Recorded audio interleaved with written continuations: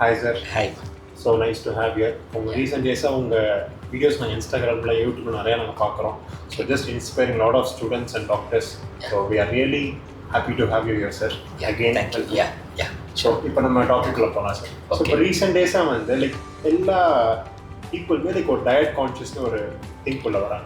So இப்போ நமக்கு இந்த இன்ஸ்டாகிராமில் இன்ஃப்ளூயன்சஸாக இருக்கட்டும், டாக்டர்ஸாக இருக்கட்டும், லைக் எல்லாருமே வந்து இந்த டயட் பேசுகிறாங்க. அதில் முக்கியமாக என்னென்னா கரெக்டாக அந்த 2-3 இயர்ஸ்ல இந்த ப்ரோட்டீனுங்கிற வார்த்தை எல்லாருமே ஹைலைட் பண்ணி போட்டாங்க. ஸோ ப்ரோட்டீனா என்ன, நம்ம உடம்புக்கு அது எப்படி ஹெல்ப்ஃபுல்லாக இருக்கு, அதை மட்டும் கொஞ்சம் கிளியராக சொன்னாங்க. இந்த ப்ரோட்டீனுடைய அட்டென்ஷன் ஒய் வந்து protein corner so much attention எதுக்கு அப்படின்னு பார்த்தீங்கன்னா ஒரு 2-3 ரீசன்னால். என்னென்னு பார்த்தீங்கன்னா ப்ரீவியஸாக முதல்ல வந்து எப்பயுமே சொல்லுவாங்க 3 ஊட்டச்சத்து தேவைன்னு சொல்லுவாங்க. ஒன்று கார்போஹைட்ரேட்டுங்கிற மாவுச்சத்து, இன்னொன்று ப்ரோட்டீனுங்கிறத புரதச்சத்து, ஃபேட்டுங்கிறது சொல்லுவாங்க. ஸோ முதல்ல என்ன சொன்னாங்கன்னா ஃபேட் வந்து பெரிய வில்லனாக கன்சிடர் பண்ணாங்க. அதுக்கப்புறம் கார்போஹைட்ரேட் வந்து ரொம்ப நல்லது, ப்ரோட்டீனும் நல்லதுன்னு சொன்னாங்க. அப்போ கார்போஹைட்ரேட் தாராளமாக எடுத்துகிட்டு இருந்தாங்க.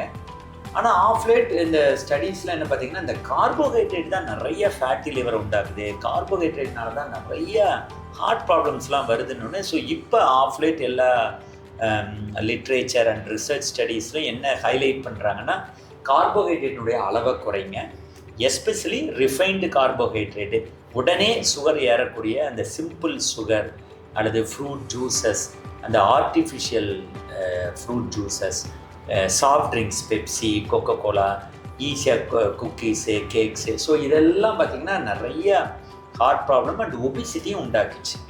அதனால் என்ன சொன்னாங்கன்னா இப்போ கார்போஹைட்ரேட்டை குறைச்சி எஸ்பெஷலி சிம்பிள் கார்போஹைட்ரேட்டை குறைங்கன்னாங்க. அப்போ அந்த டைமில் ஃபேட் என்ன பொசிஷன்னா ஃபேட்டை எடுத்துக்குங்க, ஆனால் அந்த சேச்சுரேட்டட் ஃபேட்டை கம்மி பண்ணுங்கன்னாங்க. ஸோ அப்போ தான் என்ன சொன்னாங்க, நீங்கள் ப்ரோட்டீன்கிற ஒன்று மட்டும்தான் கான்ட்ரவர்சிக்குள்ளே வராமல் இருந்தது. கார்போஹைட்ரேட் முதல்ல நல்லா எடுத்துக்க சொல்லி அது இப்போ ஒரு கான்ட்ரவர்சி ஆயிடுச்சு. ஃபேட்டு முதல்லையே ஒரு கான்ட்ரவர்சி இருந்து இப்போ ஃபேட்டை எடுத்துக்கலாம், ஆனால் சேச்சுரேட்டட் ஃபேட்டை கம்மி பண்ணி எடுத்துக்கிறேன். ஸோ இந்த ப்ரோட்டீன் இன்ன வரையும் கான்ட்ரவர்சியில் இல்லாதனால தான் இப்போ ப்ரோட்டீன் மேலே ஒரு பெரிய அட்டென்ஷன். Point number 1. ரெண்டாவது, ப்ரோட்டீன் பார்த்தீங்கன்னா அது எல்லாத்துக்குமே எசென்சியல். இப்போ நீங்கள் தலைமுடியில் இருக்கிற மிக முக்கியமான ஒரு பொருள் என்னென்னா ப்ரோட்டீன். நகத்தில் எடுத்துக்கிட்டிங்கன்னா ப்ரோட்டீன், சதையில் மயோக்ளோபின் அது ப்ரோட்டீன், போனில் 30-40% கொலாஜனால் ஆனது அங்கே ப்ரோட்டீன். அப்போ அந்த மசில், அப்போ நம்ம ஹோல் ஸ்கெலிட்டன் ஸ்ட்ரக்சரே பார்த்தீங்கன்னா ப்ரோட்டீனால தான் ஆனது. ஹீமோக்ளோபின் இருக்க குளோபின் வந்து ப்ரோட்டீன், நம்மளோட நிறைய என்சைம்ஸ் ப்ரோட்டீன், நிறைய நம்ம நோய் எதிர்ப்பு சக்திக்கு உதவுற இம்யூனோக்ளோபின் ப்ரோட்டீன். அதனால் ப்ரோட்டீனை பற்றி நம்ம சொல்லிகிட்டே போகலாம். பட் எங்கே நம்மளுக்கு ஒரு பெரிய பிரச்சனை அப்படின்னா இந்த ப்ரோட்டீன் இன்டேக் கம்மியாக எடுக்கிறதுனால ஒரு ஸ்டேஜில் போன் வீக் ஆயிடுது. அப்போ என்ன ஆயிடுது, அது என்ன ஆயிடுது உங்களுக்கு ஒரு 60ஸ்லாம் நம்ம ஆஸ்டியோபோரோசிஸ் வந்து கீழே விடும்போது அடி வாங்கிறது போகணும். அதுக்கப்புறம் பார்த்தீங்கன்னா ஒரு ஸ்டேஜில் சார்கோபீனியா, முதல்ல மசில் வந்து ஒரு பெரிய விஷயமாகவே கருதலை. இப்போ சார்கோபீனியாங்கிறது மசில் வந்து அப்படி மெலிஞ்சு போய் கிடக்கிறது, சக்தி இல்லாமல் கிடக்கிறது. அப்போ அதுலேயும் ப்ரோட்டீன் இன்டேக் சரியாக இல்லாதனால தான் இந்த சார்கோபீனியா வருது. இப்போ அதனாலேயும் பார்த்தீங்கன்னா நிறைய பாதிப்பு.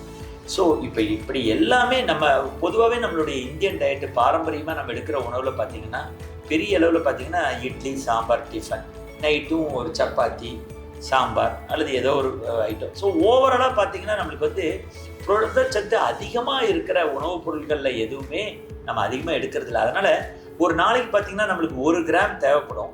1 கிலோவுக்கு 1 கிராம் ப்ரோட்டீன் அப்படின்னு பார்த்தீங்கன்னா ஒரு 20 கிலோ இருக்கிறவங்களுக்கு 70 கிராம் தேவைப்படும்.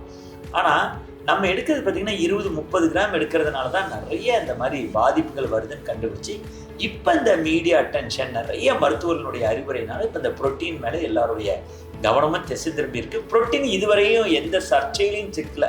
நீங்கள் கேட்டது வந்து கார்போஹைட்ரேட் ஒரு சர்ச்சை போடிட்டு இருக்கு, அது ஒரு இது. ஃபேட்டில் ஆல்ரெடி ஒரு சர்ச்சையில் தான் இருந்தது. ஸோ அப்படிங்கிறனால இந்த புரதத்துக்கு வந்து அவ்வளோ ரொம்ப வேல்யூ வந்து. இன்னும் ஒரு சில பேர் என்ன பேசிக்கிறாங்க, ரொம்ப அதிகமாக ப்ரோட்டீன் எடுத்தால் கிட்னி அடி வாங்கிடும், ப்ரோட்டீன் எடுக்கவே கூடாதுன்னு சொல்கிறாங்க. அதெல்லாம் நீங்கள் என்ன சொன்னீங்க? ஆனால் நம்மளுக்கு அந்த ஸ்டடீஸ் அந்த அளவு சப்போர்ட் பண்ணலை. அதிகமாக ப்ரோட்டீன் எடுத்தால் கிட்னி பாதிப்பு வந்து வந்துடும் அப்படிங்கிறதுக்கு வந்து எந்த விதமான ஆதாரமும் இல்லை. ஏன்னா நீங்கள் ஒரு லிவர் ப்ராப்ளம் வந்தாவே என்ன சொல்கிறாங்க, 1 கிராம் ப்ரோட்டீனுக்கு வந்து நீங்கள் 1.2 கிராம் 1.5 கிராம் எடுத்து சொல்கிறாங்க. கிட்னி ப்ராப்ளத்தில் மட்டும் அந்த stage 3 to stage 5 kidney disease, அதாவது ஆரம்ப கிட்னி டிசீஸில் நார்மல் ப்ரோட்டீன், டயாலிசிஸ் பண்ணிகிட்டு இருக்கும்போது நல்லாவே ப்ரோட்டீன் எடுத்துக்கங்க. அந்த 3 to 5 அந்த ஸ்டேஜில் மட்டும் கொஞ்சம் ப்ரோட்டீனை கம்மி பண்ண சொல்லியிருக்காங்க. மற்றபடி எனக்கு தெரிஞ்சு நீங்கள் ப்ரோட்டீன் நீங்கள் நிறைய எடுக்கணும் அப்படின்னு நிறைய எடுக்கக்கூடாது அப்படின்னு சொன்னால் கூட நம்ம அந்தளவு எடுக்கிறோமா அப்படிங்கிறத என்னுடைய டவுட். ஒரு ஆள் ஈஸியாக வந்து ஒரு 70 கிலோ 80 கிலோ இருக்காங்கன்னு வச்சுங்க, ஒரு 1.5 கிராம் ப்ரோட்டீன்லாம் ஈஸியாக எடுக்கலான்னு வச்சுட்டா கூட அவன் 120 கிராம் வருது 80 கிலோக்கு. 120 கிராம் ப்ரோட்டீனை எடுக்கிறாங்களா அப்படிங்கிறது என்னுடைய பெரிய டவுட்டு தான். இப்போ நமக்கு இந்த ப்ரோட்டீனுக்கு வரும்போது நம்ம எது சார் இருக்கலாம், மட்டனா சிக்கனா? இப்போ நிறைய பேர் என்ன சொல்கிறாங்க, எனக்கு மட்டன் பிடிக்கும் சார், சிக்கன் பிடிக்கும் சார். இப்போ இது இருக்கும்போது எது நம்ம ஃபர்ஸ்ட்டாக ப்ரிஃபர் பண்ணலாம்? இல்லை, ப்ரோட்டீன் அப்படின்னு வரும்போது சிக்கன் மட்டன் ரெண்டுமே போத் ஹோல்ட் குட் அப்படி தான் நான் நினைக்கிறேன். ரெண்டுலேயுமே ப்ரோட்டீன் ஒரு 20 கிராம் அளவில் தான் இருக்குது. ப்ரோட்டீனில் எந்த வித பிரச்சனையும் இல்லை. பட் ப்ரோட்டீனுக்காக நீங்கள் சிக்கன் மட்டன் ரெண்டையுமே எடுக்கும்போது பிரச்சனை என்னென்னா, மட்டனில் கொஞ்சம் ஃபேட் அதிகமாக இருக்குது. அதாவது ஒரு 20 கிராம் ஃபேட் வந்து மட்டனில் வரும். அந்த 20 கிராமில் பார்த்தீங்கன்னா 40%, ஒரு 8 to 9 கிராம் பார்த்தீங்கன்னா அந்த சேச்சுரேட்டட் ஃபேட். அந்த சேச்சுரேட்டட் ஃபேட்டு தான் நம்மளுக்கு வந்து அந்த கெட்ட கொழுப்பை நம்மளுக்கு அதிகமாக்குது. அதனால தான் பார்த்தீங்கன்னா நம்ம வந்து ஒரு வெயிட்டை குறைக்கணும் அப்படின்னு நம்ம நினச்சோம்னா மட்டன் நம்ம அதிகமாக சாப்பிடும்போது வெயிட் ஏறுறதுக்கு வாய்ப்பு இருக்குது. ஏன்னா இந்த சேச்சுரேட்டட் ஃபேட் இருக்கிறதுனால நம்மளுக்கு கேலரி சக்தி அதிகமாக உள்ளே போகுது. அதனால் கொஞ்சம் வெயிட் அதிகமாகிறதுக்கு வாய்ப்பு இருக்குது. சிக்கனில் சேச்சுரேட்டட் ஃபேட் வந்து கொஞ்சம் கம்மியாக இருக்குது. அது ஒரு பெரிய அட்வான்டேஜ். இப்போ நம்ம அந்த ப்ரோட்டீன் பற்றி பேசணும்ல சார். அப்போ இந்த ஃபர்ஸ்ட் நம்ம மாவுச்சத்து இந்த கார்போஹைட்ரேட் சொல்கிறாங்க. இப்போ அந்த மட்டன்லையும் சிக்கன்லையும் கார்போஹைட்ரேட் இருக்கா இல்லையா சார்? நம்ம கார்போஹைட்ரேட் இல்லைன்னு தான் நினைக்கிறேன். அப்படி என்னால் உறுதியாக சொல்ல முடியும் இல்லைன்னு. மேபி இருந்தால் I could say 0.5 gram 1 gram. அதனால தான் பார்த்தீங்கன்னா இப்போ நவ்வேடேஸ் இப்போ ஈவன் நாங்கள் அட்வொகேட் பண்ணுறது கூட நாங்கள் என்ன சஜஸ்ட் பண்ணுறோன்னா, இந்த கார்போஹைட்ரேட் இல்லைங்கிறதுனாலேயே நாங்கள் சிக்கனை நிறைய பேருக்கு நாங்கள் சஜஸ்ட் பண்ணுறோம். டயபிட்டிஸ் பேஷண்ட்டுக்கு சிக்கனை சஜஸ்ட் பண்ணுறோம். இப்போ சில பேர் பார்த்தீங்கன்னா ஒரு 4-5 மாத்திரை சாப்பிட்டுட்டு இருப்பாங்க, 4-5 டேப்லெட் சாப்பிட்டுட்டு இருப்பாங்க. இன்சுலின் பார்த்தீங்கன்னா கிட்டத்தட்ட ஒரு 30 யூனிட் 40 யூனிட் மார்னிங்கே போடுவாங்க. அப்போ அவங்க கேட்குறது என்ன சார், எனக்கு வந்து இன்சுலினை குறைக்கிறதுக்கு ஏதாவது வாய்ப்பு இருக்கா, மாத்திரை குறைக்கிறதுக்கு வாய்ப்பு இருக்கா அப்படின்னு சொல்லும்பொழுது அப்போ நம்ம என்ன சொல்லுவோம், அப்போ நீங்கள் மாவுச்சத்த உணவை நீங்கள் குறைங்க. அப்போ 4 இட்லி ஒருத்தர் எடுக்கிறாங்க, 5 இட்லி எடுக்கிறாங்கன்னா அப்போ அந்த இட்லியை வந்து நம்ம குறைக்கணும். ஏதாவது ஒரு இட்லி 2 இட்லி குறைக்கணும். அப்போ நாங்கள் சஜஸ்ட் பண்ணுறதுன்னா ஹை ப்ரோட்டீன் ஃபுட்டை நீங்கள் எடுங்க. ஒரு இட்லிக்கு பதிலாக ஒரு எக்கு எடுங்க, அல்லது ஒரு இட்லிக்கு பதிலாக ஒரு எக்கு, இன்னொரு இட்லிக்கு பதிலாகவோ ஒரு 2 இட்லிக்கு பதிலாக 100 கிராம் சிக்கனையே நீங்கள் ஸ்கின் எடுத்துருங்க. ஏன்னா ஸ்கின்னில் வந்து அந்த சேச்சுரேட்டட் ஃபேட் இருக்கும். ஸ்கின்னை எடுத்துகிட்டு சிக்கனை நம்ம பாயில் பண்ணி அழகாக ஒரு 100 கிராம் நீங்கள் சாப்பிட்டீங்கன்னா 2 இட்லிக்கு பதிலாக சாப்பிட்டீங்கன்னா, ஏன்னா அதில் பார்த்தீங்கன்னா உங்களுக்கு வந்து 0 சுகர் தான். அப்போ என்ன ஆகுது, உங்களுக்கு சுகர் ஏறுறதுக்கு வாய்ப்பு இல்லை. அப்போ நீங்கள் போடுற இன்சுலினை 10-15 யூனிட்டை கம்மி பண்ணலாம். நீங்கள் எடுத்துகிட்டு இருக்க 4 மாத்திரையில் ஒரு 1-2 மாத்திரைகளை நம்ம குறைக்கலாம். உங்களுக்கு தேவையான ப்ரோட்டீன் கிடச்சிருது. கார்போஹைட்ரேட் இல்லைங்கிறதுனால நீங்கள் ஒரு இட்லியோ தோசையோ ரீப்ளேஸ் பண்ண முடியுது. சுகர்னுடைய மாத்திரையை குறைக்க முடியுது. ப்ளஸ் நீங்கள் அதை ஃப்ரை பண்ணி சாப்பிடாதப்போ உங்களுக்கு வந்து வெயிட் ஏறுறதுக்கான வாய்ப்பு இல்லை. ஸோ இந்த வகையில் தான் ரொம்ப இருக்குது. மட்டனில் என்ன ஒரே ஒரு ப்ராப்ளம்னா இதுதான். நீங்கள் மட்டனில் வந்து மட்டனை ஸ்கின் எடுத்துகிட்டு சொல்ல முடியாது. ஸ்கின்னுனா மட்டனை தோல் எடுத்துகிட்டு தானே ஆட்டையை நம்ம உரிச்சு வெட்டி சாப்பிட்றோம். ஸோ அப்போ அதில் யூஸ்ஃபுல்லாக பார்த்தீங்கன்னா மட்டனில் பார்த்தீங்கன்னா 260 to 300 கேலரி மட்டனில் இருக்குது. கிட்டத்தட்ட 2 மடங்கு கேலரி அதிகமாக இருக்குது. ஒருவேளை நம்ம அந்த மட்டனில் இருக்கிற அந்த ஃபேட்டை வந்து விசிபிள் ஃபேட்டை மட்டன் ஷாப்லேயே அந்த ஃபேட்டை ரிமூவ் பண்ணோம்னா மேபி ஃபேட்டு குறையும், மேபி கேலரிஸும் நம்மளுக்கு குறையும் கொஞ்சம். அது ஒரு கொஞ்சம் அட்வான்டேஜ் இருக்குது. இப்போ நம்ம மக்கள் அந்த மட்டன் சூப்புன்னு குடிக்கிறாங்க, அந்த மட்டனை வேக வச்சு இந்த சூப் எடுத்து குடிக்கிறாங்க. அது எந்த அளவுக்கு சார் அப்ளிகபிள்? இல்லை, கண்டிப்பாக. அதாவது என்னென்னா மட்டன் அதுக்காக ஃபுல்லாக வெறுக்கணுங்கிற அவசியம் இல்லை. ஒரு சில தரப்பினர், அதாவது நீங்கள் வெயிட் போடக்கூடாது அப்படிங்கும் போது தான் மட்டன் இருக்குது.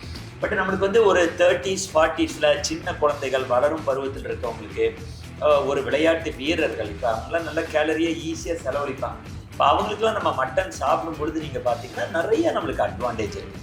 சரி, நீங்கள் சிக்கனை கம்பேர் பண்ணும்போது மட்டனில் பார்த்தீங்கன்னா அயன் வந்து 4 மடங்கு அயன் இருக்குது. 4 மில்லிகிராம் ஒரு நாளைக்கு நம்மளுக்கு அயன் வந்து மேலாம் பார்த்தீங்கன்னா ஒரு 10 மில்லிகிராம். அப்போ 10 மில்லிகிராமுங்கும் போது கிட்டத்தட்ட 3 to 4 மில்லிகிராம்ங்கிறது ஒரு நாளினுடைய தேவையில், அயனுடைய தேவையில் பாதியை அது பூர்த்தி பண்ண முடியுது. இன்னொன்று ஜிங்கை நீங்கள் பார்த்தீங்கன்னா சிக்கனை கம்பேர் பண்ணும்போது ஜிங்க் வந்து நம்மளுக்கு மட்டனில் அதிகமாக இருக்குது. ஜிங்க் பார்த்தீங்கன்னா நம்ம இம்யூனிட்டிக்கு ஜிங்க் ரொம்ப இம்பார்ட்டன்ட். ஈவன் இன்சுலின் செக்ரீஷனுக்கு ஜிங்க் தேவை. ஈவன் ஜிங்க் வந்து நோய் எதிர்ப்பு சக்தியில், ரீப்ரொடக்ஷன், ஸ்பெர்ம் ப்ரொடக்ஷனில் ஜிங்க்கு. ஸோ ஜிங்க் பார்த்தீங்கன்னா கிட்டத்தட்ட ஒரு நாளைக்கு தேவை வந்து 10 மில்லிகிராம் ஐ திங்க். ஸோ இதில் ஒரு 4 மில்லிகிராம், அதுவும் 50% தேவையை வந்து ஜிங்க் வந்து பூர்த்தி பண்ணும். ரொம்ப எக்ஸலன்ட் சொல்லப்போனால் B12. இப்போ நீங்கள் ரத்தம்லாம் கம்மியாக இருக்கும்போது நம்ம சொல்லுவாங்க. ஸோ ரத்தம் கம்மியாகிறதுக்கு உங்களுக்கு 2 தான் காரணம். ஒன்று அயன் கம்மி, இன்னொன்று B12. அயன் B12 ரெண்டையுமே தர்ற ஒரு மிகப்பெரிய ஒரு அருமையான ஒரு சக்தி எதில் இருக்குன்னா மட்டனில் இருக்குது. அந்த வகையில் ஒருத்தருக்கு B12ம் கம்மியாக அயனும் கம்மியாக இருக்குன்னா அயன்லேயும் ஒரு 40% தேவையை ஒரு நாளினுடைய தேவையை அந்த மட்டன் பூர்த்தி பண்ணுது. B12 பார்த்தீங்கன்னா ஒரு நாளைக்கு 2.4 மைக்ரோகிராம் தேவை.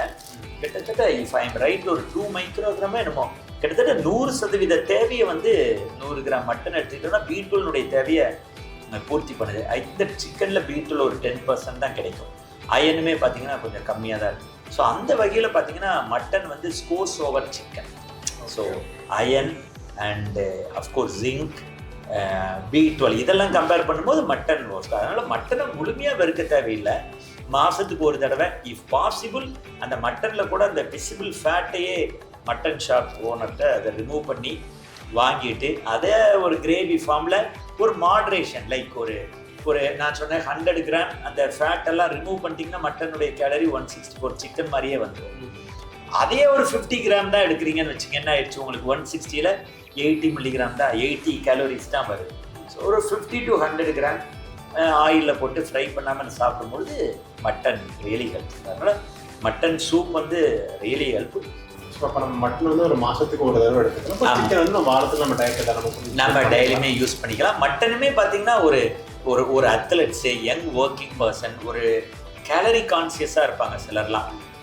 இவ்வளோ சாப்பிட்டா இவ்வளோ கேலரி வந்துடும், அதுக்கு தகுந்த மாதிரி ஒர்க் அவுட் பண்ணுவாங்க அப்படிங்கலாம் தைரியமாக எடுக்கலாம். நம்மளுக்கு கேலரி பற்றியும் ஐடியா இல்லை, எதுவும் நம்ம எதுவுமே ஒர்க் அவுட்டும் பண்ணல, வாக்கிங்கும் போகல, எதுவும் இல்லை, வெறும் மட்டனை மட்டும் சாப்பிட்டுட்டு இருக்கும்போது தான் நம்மளுக்கு பிரச்சனை. மற்றபடி ஒரு கேலரி கான்சியஸ் இவ்வளோ மட்டன் எடுத்தால் எனக்கு இவ்வளோ கேலரி உள்ளே போகுது. சப்போஸ் இன்றைக்கி நான் மட்டனை சாப்பிட்டுட்டேன், ஒரு 200 கேலரி உள்ளே போகுது. 200 கேலரினா ஒரு கிலோமீட்டர் நடந்தால் 40 கேலரி செலவழிக்குது. அப்போது ஒரு 5 கிலோமீட்டர் நான் நடக்கணும் அப்படின்னா அதை நீங்கள் காம்பன்சேட் பண்ணிடலாம். ஒரு 5 கிலோமீட்டர் எக்ஸ்ட்ரா நடந்தீங்கன்னா அந்த மட்டனை கன்சியூம் பண்ணலாம். ஒரு கேலரி கான்சியஸ் உள்ளவங்க, ஒரு ஓவர் ஆக்டிவ் உள்ள இண்டிவிஜுவல்ஸ் எல்லாம் அதை ஐ கேன் கன்சியூம். சார் நம்ம உங்கள் லாஸ்ட் வீடியோவில் பார்த்தோம் சார், இந்த செலினியம் ஒரு திங் சொன்னீங்க சார். அது வந்து நீங்கள் பிரேசில் நட்டில் அதிகமாக இருக்குன்னு சொன்னீங்க. ஆனால் இப்போ ரீசெண்ட் டேஸான ஒரு ஆர்டிகல் படித்தேன், அதில் சிக்கன்லேயும் செலினியம் இருக்குன்னு சொல்கிறாங்க. அது எந்த அளவுக்கு உண்மை சார்? அது ஆமாம் இருக்குது. செலினியம் சிக்கன்லேயும் இருக்குது, மட்டன்லேயும் இருக்குது. பட்டு செலினியம் வந்து ரொம்ப ஹெல்ப்ஃபுல்லாக தான் இருக்கும். எப்படின்னா சிக்கனில் ஐ திங்க் இந்த செலினியம் வந்து 50% நம்ம செலினியம் தேவையை வந்து சிக்கன் வந்து ஹெல்ப் பண்ணுது. இன்ஃபேக்ட் செலினியம் வந்து நம்ம தைராய்டு ஃபங்க்ஷனுக்கு ரொம்ப ஹெல்ப்ஃபுல்லாக இருக்குது. சில பேர் வந்து கேட்பாங்க, தைராய்டுக்கு என்ன சார் நீங்கள் சாப்பிட்டா இம்ப்ரூவ் ஆகும்னா செலினியம் கண்டெய்னிங் ஃபுட்டை சாப்பிடுங்க. ஒரு பிரேசில் நட் சாப்பிட்டாவே ஒரு நாளினுடைய தேவையை மீறி அதில் வந்து செலினியம் நம்மளுக்கு இருக்குது. ஸோ அந்த வகையில் வந்து நீங்கள் சொன்ன மாதிரி சிக்கன் வந்து எந்தெந்த வகையில் வந்து இந்த மினரல்ஸில் வைட்டமின்ஸில் வந்து ஸ்கோர் பண்ண முடியும்னு பார்த்தீங்கன்னா இந்த செலினியம் ஒன்று, இன்னொன்று நியாசின். அந்த நியாசின்கிற ஒரு வைட்டமின் B3 வந்து சிக்கனில் ஒரு நாளுடைய தேவையை ஆல்மோஸ்ட் பூர்த்தி பண்ணும். இந்த நியாசின் அதாவது அந்த மருத்துவ உலகில் பார்த்தீங்கன்னா நிறைய டாக்டர்ஸ் தெரியும். இந்த நியாசின்ங்கிறத நிக்கோட்டினமைட். நம்ம எல்லா பயோகெமிஸ்ட்ரியிலையும் பார்த்தீங்கன்னா நம்மளுக்கு எல்லா தலைவலியும் பார்த்தீங்கன்னா இந்த நிக்கோட்டினமைட் NADPH அப்படின்னு இருந்துகிட்டே இருக்கும். இந்த NADPH அதாவது ஒரு ஒரு கொழுப்பு ஃபேட், ஒரு கொழுப்பு தயாரிப்பதற்கும் ஒரு கொழுப்பு எரிக்கப்படுவதற்கும் அந்த நிக்கோட்டினமைடுங்கிற நியாசின் B3 வைட்டமின் தான் தேவை. குளுட்டோதயான் நிறைய oxidative stress, immunity, any number of ஃபங்க்ஷனுக்கு இந்த நியாசின் தேவை. அந்த நியாசின் வந்து இந்த சிக்கனில் அதிகமாக இருக்குது. அந்த ஒரு இடத்துல ஐ குட் சே இந்த செலினியம் அண்ட் நியாசின் இந்த 2 இடத்துல மட்டும் மட்டனை விட சிக்கன் வந்து ஒரு ஸ்கூல். எனக்கு வந்து சிக்கனும் மட்டனுக்கும் எனக்கு ஒரு கிளியரான எக்ஸ்ப்ளனேஷன் கொடுத்துருங்க. ஸோ இனிமேல் யாருமே அதை பற்றி பயப்படவும் தேவையில்லை. அதே மாதிரி மட்டனை அளவாக எடுத்தால் பிரச்சனை இல்லை, சிக்கன் நம்ம ரெகுலர் பேசிஸில் எடுத்துக்கலாம். Okay, so really thank you for the right. It's nice. Thank you.